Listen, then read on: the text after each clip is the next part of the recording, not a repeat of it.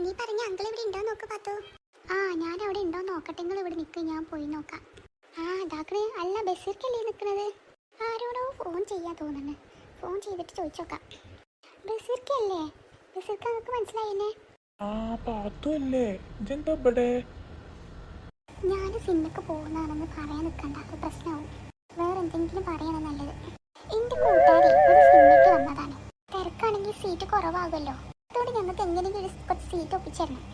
സീറ്റിന്റെ കാര്യം പറഞ്ഞ് എങ്ങനെയെങ്കിലും കുറച്ച് പൈസ ഒപ്പിക്കാൻ പറ്റിയൊരു അവസരമാണത്.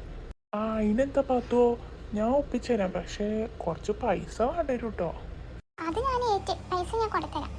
അല്ല റിസ്വാനെ, പാത്തു എന്താ പറയണത്? എനിക്ക് മനസ്സിലാവണില്ല അവിടെ എന്താ പറയണേന്ന്. എന്തായാലും നോക്കാം, പാത്തു വരട്ടെ. അപ്പോളേ എല്ലാം ശരിയായിട്ടോ. ഞാനൊരു കാര്യം ഏറ്റെടുത്താലേ എല്ലാം ശരിയാക്കുന്നു. ഇപ്പൊ മനസ്സിലായില്ല നിങ്ങൾക്ക്? ഞാൻ ആരാ മോള് നിങ്ങൾക്ക് എഴുതിയത്? പാത്തോണു, പാത്തു. പൈസ ബസ്സിർക്ക് പറഞ്ഞു കേട്ടോ. എന്നാ പാത്തു അത് കൊണ്ട കൊടുത്തല. ശരി, ഞാൻ കൊടുത്തിട്ട് വരാട്ടോ. ബസ്സിർക്ക എന്നാ പൈസ ഒക്കെ സെറ്റാക്കി തരും. അത് ഞാൻ ഏറ്റു പാത്തുവോ, അതിന് ബേജാറാകന്നെ വേണ്ട.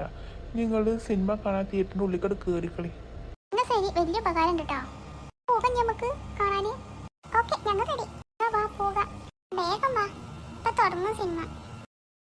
പഠിച്ചോനെ, ഇവിടെ ഒറ്റ കുട്ടികളില്ല, അതിനെ പൊന്നത്ത് പൈസ വാങ്ങിയത് ഉണ്ടാക്കാണ് നല്ലത്, അല്ലേ ഇപ്പൊ പണി പാളും.